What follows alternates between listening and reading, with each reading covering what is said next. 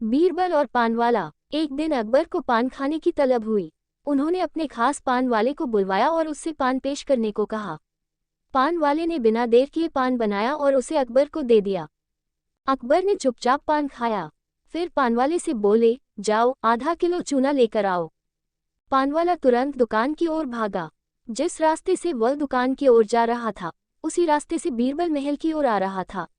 उसने पानवाले को जल्दी जल्दी कहीं जाते हुए देखा तो पूछ लिया, कहो भाई, इतनी जल्दी में कहाँ जा रहे हो? पानवाले ने बीरबल को पूरी बात बता दी। पूरी बात सुनने के बाद बीरबल बोला, ठीक है भाई, तुम जाओ दुकान से चूना खरीद लो, लेकिन एक बात ध्यान रखना, बादशाह सलामत के पास जाने के पहले ढेर सारा घी पीकर जाना।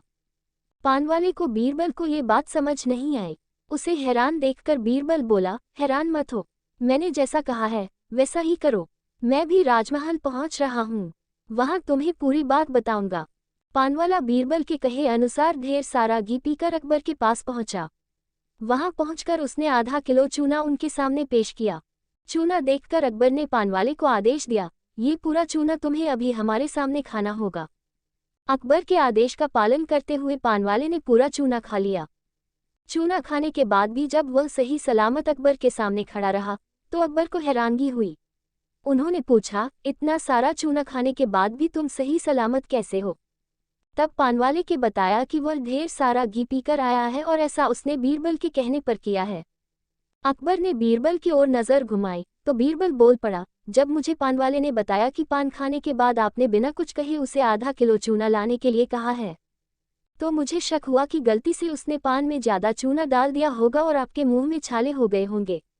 सबक सिखाने के लिए आपने उसे इतना चूना लाने के लिए कहा होगा।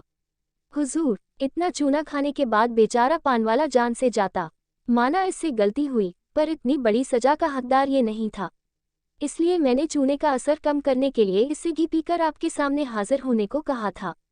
अकबर बीरबल की अक्लमंदी पर खुश हुए और पानवाले को अगली बार ऐसी गलती ना करने के लिए आगाह कर जाने दिया।